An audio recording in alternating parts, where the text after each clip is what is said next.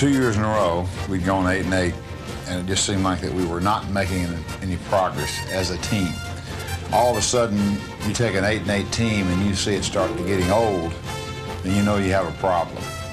So what we wanted to do was we wanted to eliminate that problem as soon as possible.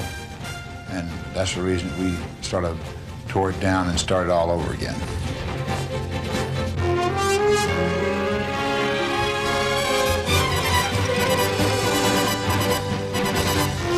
In 1986, the Green Bay Packers were stripped bare and then rebuilt.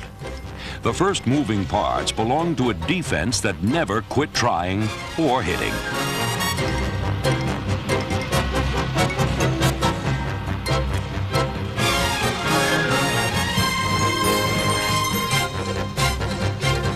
In time, the defense began to push opponents backwards, while Forrest Gregg charted a forward course for an offense that began to aggressively explore and exploit its opportunities.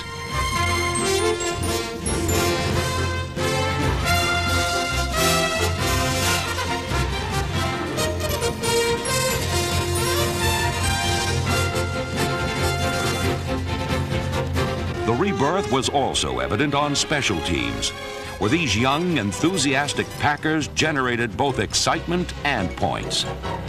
And it was the boundless enthusiasm of the young that pointed the team in the right direction. A once uphill fight began to slope toward the downgrade.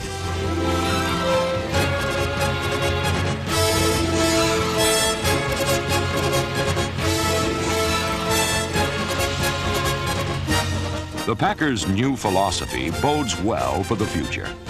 A future that may well be as bright as the past. A future that had its new beginnings in 1986.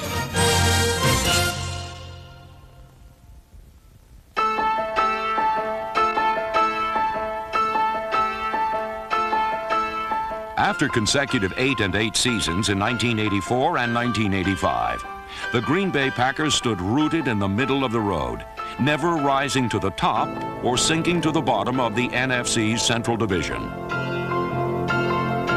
The Packers stumbled out of the gate in 1986. A cruel combination of injuries and ragged, uninspired play made for a nightmare of defeat that saw them lose their first 6 games.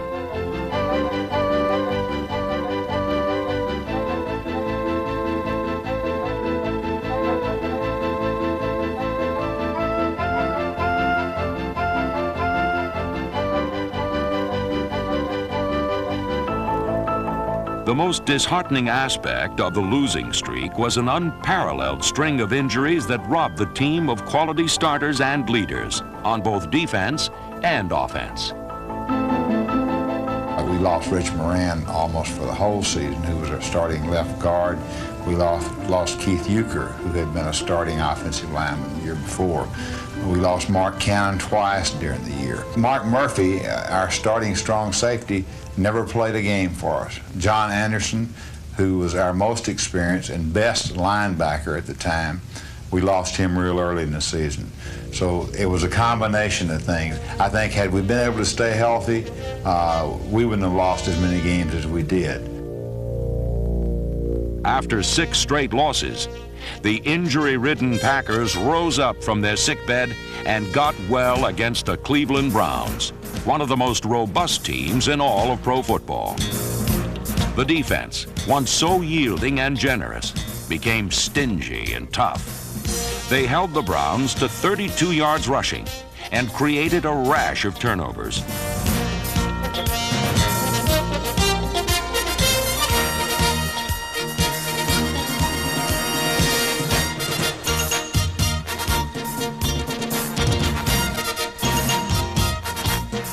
While the defense shackled the high-powered Cleveland attack, the Packer offense began to take wing and rolled up and down the ancient grounds of Municipal Stadium.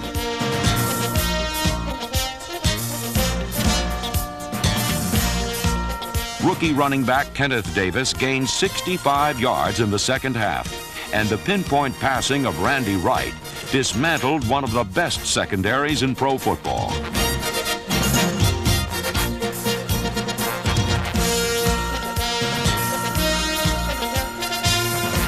Here is Randy Wright throwing on first down. And he goes up the middle. Look, there's Epps.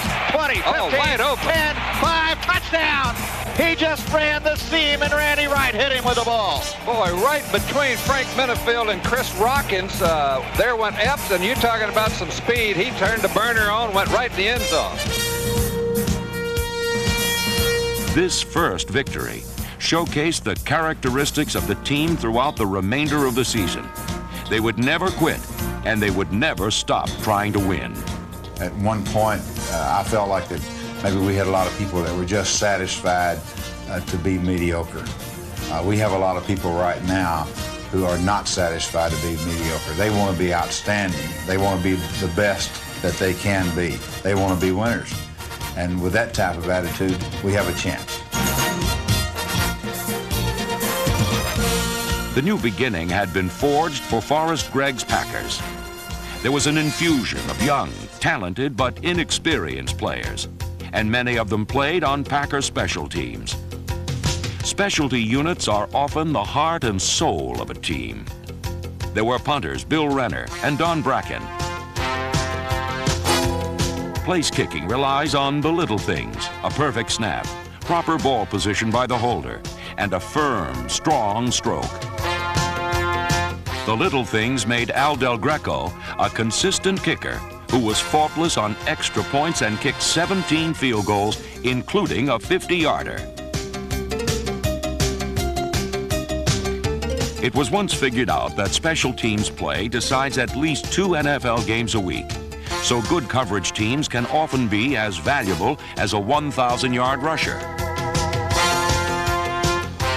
Men such as Albert Watts, Ed Berry, and old pro Eddie Lee Ivory made Packer special teams extra special.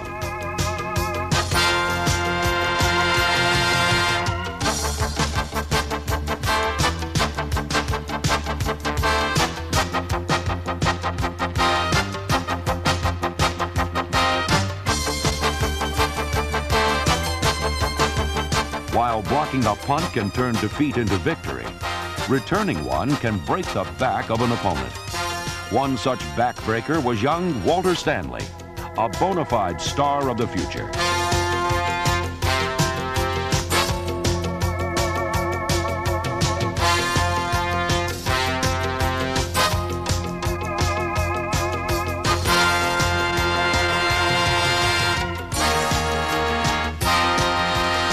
There are several stars of the very near future on defense.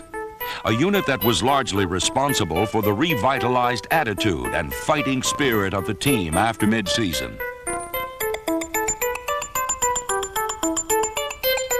The defense believed that there was strength in numbers. The more, the merrier. So they gang tackled. Where one came, many were sure to follow.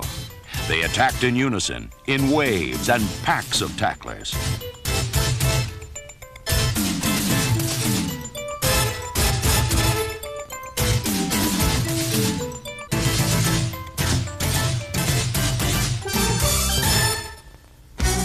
The defense had a veteran line that included number 76, Alfonso Carricker.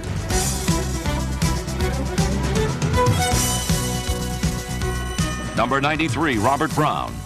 And number 90, Ezra Johnson, the team's all-time sack leader. At the forefront, Charles Martin, number 94, was a door-slamming nose tackle who became a frequent resident of the opponent's backfield.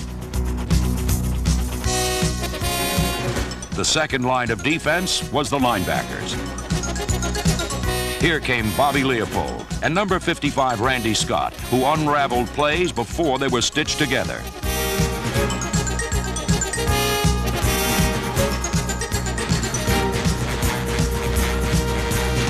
Brian Noble, number 91, was a young, hard-nosed backer who was swift enough to track down running backs or blitz quarterbacks. But the biggest hitter was also the biggest surprise. Tim Harris really helped our defensive football team last year. It was obvious that he was the one defensive player that we had that had enough upfield speed and quickness to get to the quarterback. we saw that we needed him in there more than just on the third and long situation. So we started him at outside linebacker. He made a lot of mistakes, but at the same time, every week he progressed.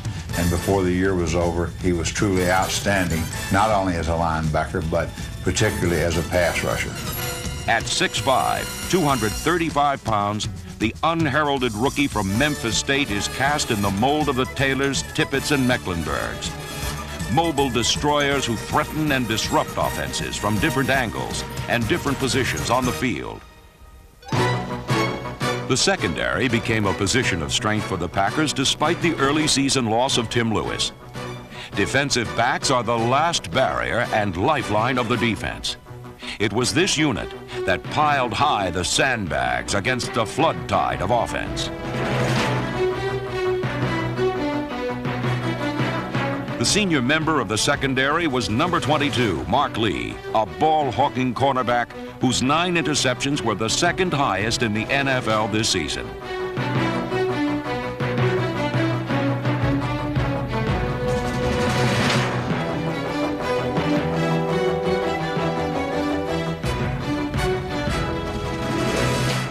Interceptions are just the icing on the cake for a safety like Tiger Green, number 23. The main ingredient is tackling, the trademark of this hard-hitting youngster.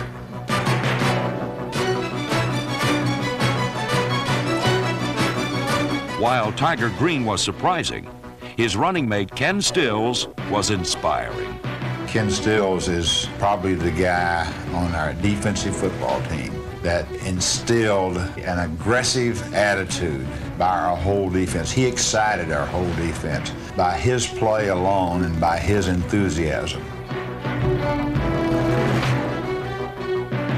Kenny Stills is a very fine football player, but more than that, I think he's a leader by his actions more than anything else.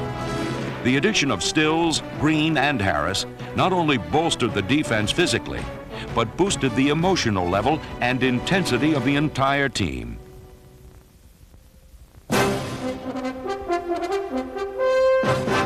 In Green Bay, there are no fair-weather fans.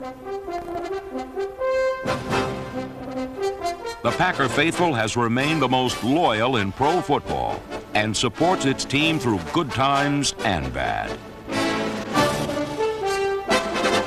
They are a hardy breed, a special group that swears by you, not at you. In mid-November, they were rewarded, and a wave of good feelings spread when the Packers put on their most impressive show of the season against the Tampa Bay Bucks.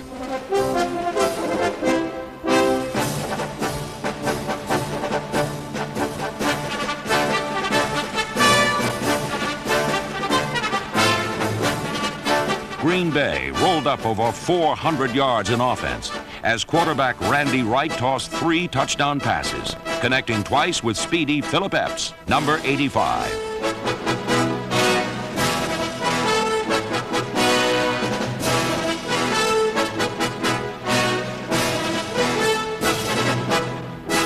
The 31-7 victory was the first of 2 wins over the Bucks and demonstrated the quick strike potential of the offense, a unit that was anchored by a young offensive line. I think our offensive line really performed well last year. We protected our quarterback much better last year than we had ever done before. The protectors were Carl Swanke, Tom Neville, Ron Holstrom, and number 73, Alan Weingrad. Tackle Ken Rutger's number 75 has become an immovable object. In Week 16, this blossoming star neutralized Lawrence Taylor, pro football's most dominant defensive player.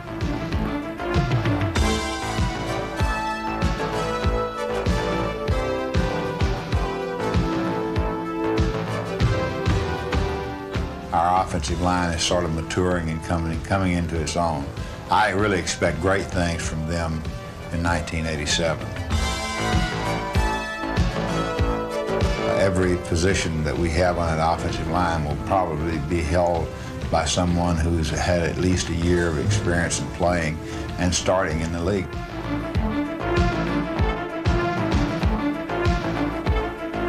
One of the beneficiaries of this stalwart offensive line were the running backs, players like Gary Ellis, Gary Ellerson, and Paulot Carruth.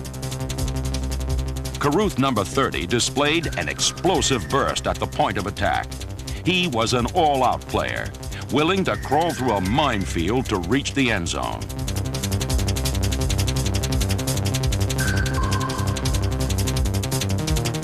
The Packers' leading rusher was rookie Kenneth Davis, number 36 from TCU. Davis averaged a gaudy 4.6 yards per carry. His longest run and longest of the season was a 50-yarder against the world champion Giants.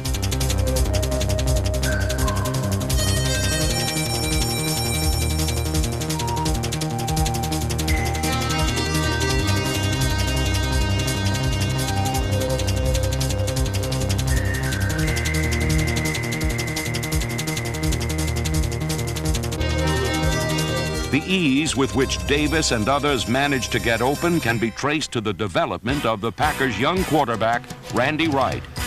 In his third season, the young general became the central switchboard of the offense, the man who directed this game of inches with his personal yardstick. The cool, calm, and collected Wright never panicked, much like the man in the burning building who always salvages the valuables while saving the survivors.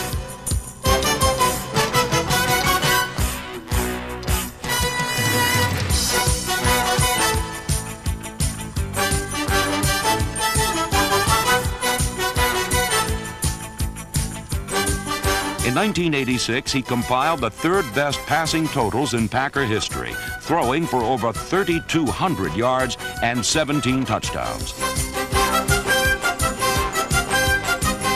His receiving corps included tight ends Ed West, Dan Ross, and Mark Lewis.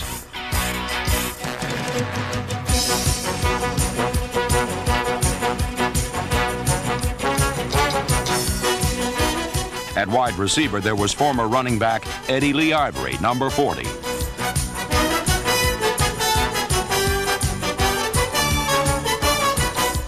James Lofton, number 80, once again displayed the superlative skills that enabled him to become the Packers' all-time leading receiver in 1986, breaking Don Hudson's 41-year-old record. The Packers' other wideout was swift and elusive Philip Epps, number 85. When Epps was injured, the Packers' search for a game-breaker ended with Walter Stanley, a player who was a tentative rookie just the season before. Nobody really knew who he was, where he came from, or where he was going. I think we sort of felt that we had a young man here who had a lot of talent, that had a chance to be an outstanding football player.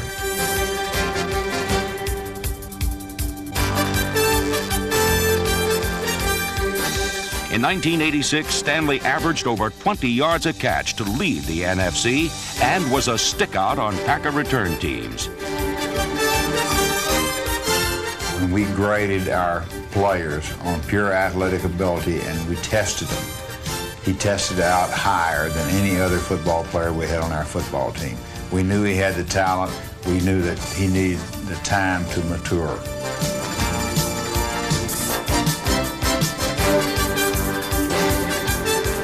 For Stanley and the young Packers, the growth process was slow but steady and produced the hoped-for results in the most spectacular game of the year.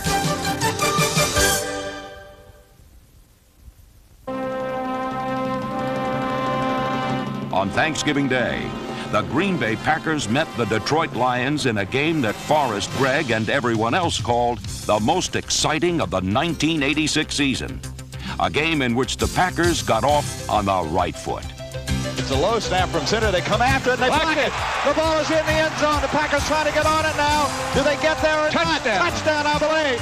Is it a touchdown or not? Yes, a touchdown for the Packers. And on the ball is John Simmons. The Detroit Lions could not stop the Packers' special teams, the leadership of Randy Wright, or the flying feet of Walter Stanley.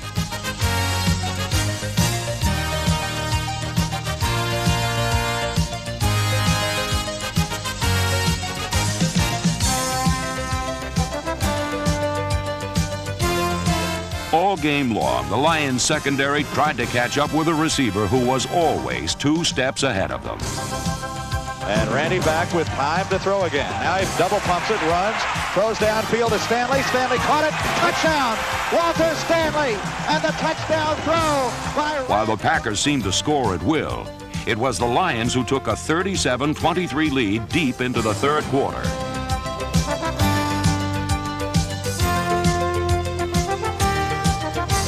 Here's Randy back to throw on first down. Looking, going long, wide open. Walter Stanley, touchdown. Stanley's second touchdown narrowed the margin, but a Lion field goal made it 40-30 in the last period. Randy back to throw, looks, slings it He's off. wide Right open for a TD. Walk into the end zone for the touchdown. 3 points separated the teams with just 41 seconds remaining on the clock.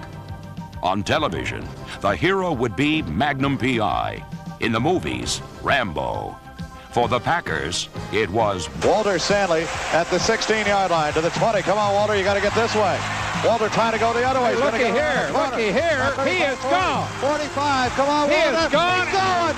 He's got to score for the Packers. No flags, and he has scored the touchdown, and the Packers lead with 41 seconds left. What a reversal of field by Stanley today. It worked for a victory for the Packers with